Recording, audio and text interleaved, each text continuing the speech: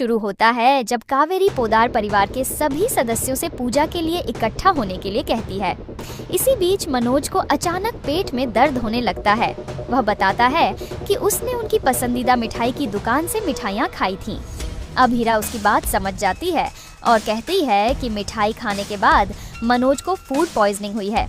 अभीरा मनोज से कहती है कि उसे उस मिठाई की दुकान के खिलाफ शिकायत करनी चाहिए, लेकिन मनोज कहता है कि उस दुकान ने सालों की मेहनत से अपना नाम बनाया है। वह सवाल करता है कि सिर्फ शिकायत करके वे उस दुकान की प्रतिष्ठा कैसे खराब कर सकते हैं।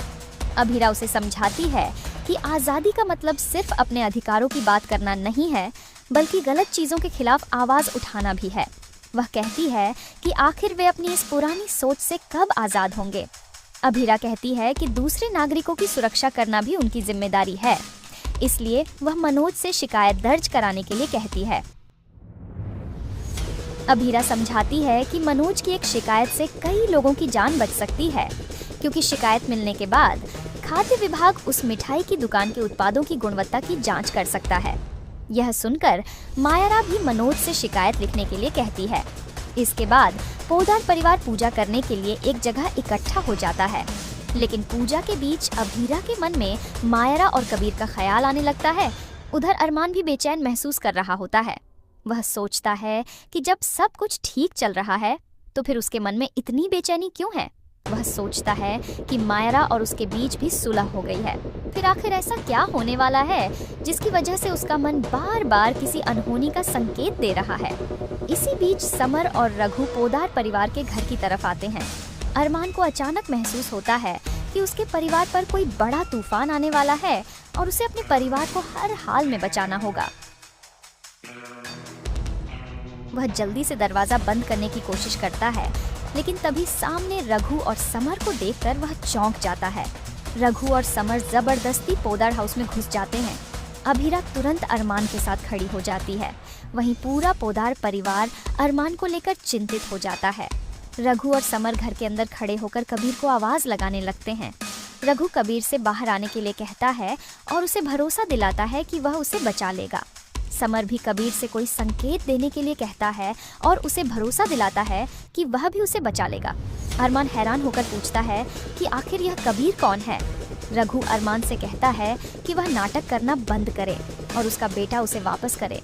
अभीरा अरमान को समझाती है कि वह जरूरत से ज्यादा प्रतिक्रिया न दे और पहले उसकी बात सुनने के लिए थोड़ा इंतजार करे। अरमान रघु से पूछता है कि इस पूरे मामले में मायरा का क्या संबंध है। तब रघु मायरा से पूछता है कि क्या उसने अरमान को यह सच नहीं बताया कि वह जयपुर फेस्ट में कबीर के साथ थी और उसी के साथ उदयपुर वापस आई थी। यह सुनकर अरमान के होश उड़ जाते हैं। अभीरा अरमान को बताती है कि मायरा को यह सच्चाई अभी अभी पता चली थी और उसने उसे सब कुछ बता दिया था। अभीरा अरमान से शांत रहने के लिए कहती है। इसके बाद रघु और समर मायरा से कबीर के बारे में सवाल करते हैं। मायरा बताती है कि उसने कबीर को रास्ते में उतार दिया था क्योंकि कबीर बार बार तस्वीरें खींचने और घर जाने की बात कर रहा था, लेकिन समर और रघु मायरा की बात पर विश्वास नहीं करते। वे दोनों मायरा पर झूठ बोलने का आरोप लगाते हैं। अभीरा और अरमान तुरंत मायरा के पक्ष में खड़े हो जाते हैं और उसका साथ देते हैं। समर कहता है कि मायरा कबीर के बारे में झूठ बोल रही है। वे आरोप लगाता है कि मायरा कबीर से बदला ले रही है। इसके बाद रघु और समर फैसला करते हैं कि वे मायरा को पुलिस स्टेशन लेकर जाएंगे। यह सुनकर मायरा का पुराना सदमा फिर से उभर आता है और वह बुरी तरह घबरा जाती है। अभीरा और अरमान रघु और समर पर भड़क जाते हैं। दोनों मायरा को परेशान करने के लिए उन्हें खूब सुनाते हैं। समर जाते जाते कसम खाता है कि अगली बार वह अकेले नहीं आएगा, बल्कि पुलिस को भी अपने साथ लेकर आएगा। अरमान रघु और समर से कहता है कि वे वापस चले जाएं। उनके जाने के बाद मायरा परेशान होकर सोचती है कि आखिर कबीर घर क्यों नहीं पहुंचा। वह कबीर को फोन करने की कोशिश करती है, लेकिन उसकी चिंता कम नहीं होती। अरमान, अभीरा और मुक्ति मिलकर मायरा को संभालते हैं। मायरा को अफसोस होने लगता है कि उसने कबीर को उसके घर तक क्यों नहीं छोड़ा। अभीरा और अरमान मायरा को समझाते हैं और उसे सांत्वना देते हैं। अरमान उसे भरोसा दिलाता है कि दमानी परिवार पुलिस को लेकर वापस नहीं आएगा। उधर भैरवी समर और रघु से कबीर के बारे में पूछती है। समर और रघु बताते हैं कि पुलिस मायरा से पूछताछ करेगी। भैरवी रघु और समर को रोक देती है और कहती है कि जब तक वे कबीर को वापस लेकर नहीं आते तब तक वे घर में वापस नहीं आएंगे। उधर अरमान और अभीरा मायरा को लेकर लगातार चिंतित रहते हैं। अभीरा को अफसोस होता है कि उसने दमानी परिवार के खिलाफ केस लड़ा था। उसे लगता है कि शायद उसी केस की वजह से आज दोनों परिवारों के बीच इतनी बड़ी दुश्मनी खड़ी हो गई है। अरमान अभीरा को सांत्वना देता है और उसे समझाने की कोशिश करता है। इसी बीच अरमान को कबीर के बारे में और जानकारी मिलती है। अरमान बस यही उम्मीद करता है कि कबीर जल्द से जल्द मिल जाए।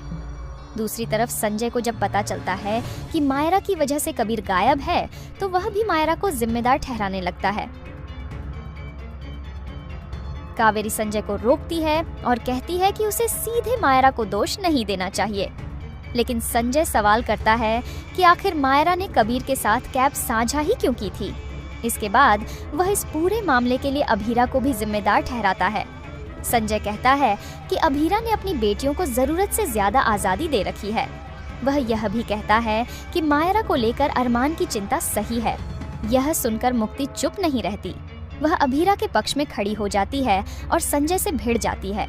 मुक्ति संजय को साफ कहती है कि वह हर बात के लिए अभीरा को दोष नहीं दे सकता। इसी बीच कहानी में सबसे बड़ा मोड़ आता है। पुलिस पोद्दार हाउस में पहुंच जाती है। पुलिस मायरा को गिरफ्तार करने के लिए वहां आती है। मायरा और पूरा पोद्दार परिवार यह देखकर हैरान रह जाता है और इसी के साथ एपिसोड खत्म हो जाता है। प्रीकैप में दिखाया गया कि मायरा पुलिस के सामने अपना बयान देती है। दूसरी तरफ अरमान और अभीरा फैसला करते हैं कि वे हर हाल में कबीर को ढूंढ कर रहेंगे। इसी बीच मायरा अचानक रघु और नंदनी की कार के सामने बेहोश होकर गिर जाती है। रघु और नंदनी मायरा की मदद करने की कोशिश करते हैं। तभी अरमान की नजर मायरा पर पड़ती है और वह उसे रघु और नंदनी के साथ देखकर हैरान रह जाता है। इसी बीच मनोज को अचानक पेट में दर्द होने लगता है। वह बताता है कि उसने उनकी पसंदीदा मिठाई की दुकान से मिठाइयाँ खाई थीं। अभीरा उसकी बात समझ जाती है और कहती है कि मिठाई खाने के बाद मनोज को फूड पॉइजनिंग हुई है। अभीरा मनोज से कहती है कि उसे उस मिठाई की दुकान के खिलाफ शिकायत करनी चाहिए, लेकिन मनोज कहता है कि उस दुकान ने सालों की मेहनत से अपना नाम बनाया है। वह सवाल करता है कि सिर्फ शिकायत करके वे उस दुकान की प्रतिष्ठा कैसे खराब कर सकते हैं। अभीरा उसे समझाती है कि आजादी का मतलब सिर्फ अपने अधिकारों की बात करना नहीं है, बल्कि गलत चीजों के खिलाफ आवाज उठाना भी है। वह कहती है कि आखिर वे अपनी इस पुरानी सोच से कब आजाद होंगे। अभीरा कहती है कि दूसरे नागरिकों की सुरक्षा करना भी उनकी जिम्मेदारी है, इसलिए वह मनोज से शिकायत दर्ज कराने के लिए कहती है। अभीरा समझाती है कि मनोज की एक शिकायत से कई लोगों की जान बच सकती है, क्योंकि शिकायत मिलने के बाद खाद्य विभाग उस मिठाई की दुकान के उत्पादों की गुणवत्ता की जांच कर सकता है। यह सुनकर मायरा भी मनोज से शिकायत लिखने के लिए कहती है। इसके बाद पोद्दार परिवार पूजा करने के लिए एक जगह इकट्ठा हो जाता है, लेकिन पूजा के बीच अभीरा के मन में मायरा और कबीर का ख्याल आने लगता है। उधर अरमान भी बेचैन महसूस कर रहा होता है। वह सोचता है कि जब सब कुछ ठीक चल रहा है तो फिर उसके मन में इतनी बेचैनी क्यों है। वह सोचता है कि मायरा और उसके बीच भी सुलह हो गई है। फिर आखिर ऐसा क्या होने वाला है जिसकी वजह से उसका मन बार बार किसी अनहोनी का संकेत दे रहा है। इसी बीच समर और रघु पोद्दार परिवार के घर की तरफ आते हैं। अरमान को अचानक महसूस होता है कि उसके परिवार पर कोई बड़ा तूफान आने वाला है और उसे अपने परिवार को हर हाल में बचाना होगा। वह जल्दी से दरवाजा बंद करने की कोशिश करता है, लेकिन तभी सामने रघु और समर को देखकर वह चौंक जाता है। रघु और समर जबरदस्ती पोद्दार हाउस में घुस जाते हैं। अभीरा तुरंत अरमान के साथ खड़ी हो जाती है। वहीं पूरा पोद्दार परिवार अरमान को लेकर चिंतित हो जाता है। रघु और समर घर के अंदर खड़े होकर कबीर को आवाज लगाने लगते हैं। रघु कबीर से बाहर आने के लिए कहता है और उसे भरोसा दिलाता है कि वह उसे बचा लेगा। समर भी कबीर से कोई संकेत देने के लिए कहता है और उसे भरोसा दिलाता है कि वह भी उसे बचा लेगा। अरमान हैरान होकर पूछता है कि आखिर यह कबीर कौन है। रघु अरमान से कहता है कि वह नाटक करना बंद करे और उसका बेटा उसे वापस करे। अभीरा अरमान को समझाती है कि वह जरूरत से ज्यादा प्रतिक्रिया न दे और पहले उसकी बात सुनने के लिए थोड़ा इंतजार करे।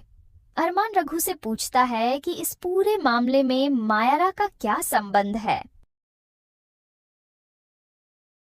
तब रघु मायरा से पूछता है कि क्या उसने अरमान को यह सच नहीं बताया कि वह जयपुर फेस्ट में कबीर के साथ थी और उसी के साथ उदयपुर वापस आई थी।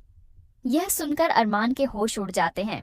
अभीरा अरमान को बताती है कि मायरा को यह सच्चाई अभी अभी पता चली थी और उसने उसे सब कुछ बता दिया था। अभीरा अरमान से शांत रहने के लिए कहती है। इसके बाद रघु और समर मायरा से कबीर के बारे में सवाल करते हैं। मायरा बताती है कि उसने कबीर को रास्ते में उतार दिया था क्योंकि कबीर बार बार तस्वीरें खींचने और घर जाने की बात कर रहा था, लेकिन समर और रघु मायरा की बात पर विश्वास नहीं करते। वे दोनों मायरा पर झूठ बोलने का आरोप लगाते हैं। अभीरा और अरमान तुरंत मायरा के पक्ष में खड़े हो जाते हैं और उसका साथ देते हैं। समर कहता है कि मायरा कबीर के बारे में झूठ बोल रही है। वे आरोप लगाता है कि मायरा कबीर से बदला ले रही है। इसके बाद रघु और समर फैसला करते हैं कि वे मायरा को पुलिस स्टेशन लेकर जाएंगे।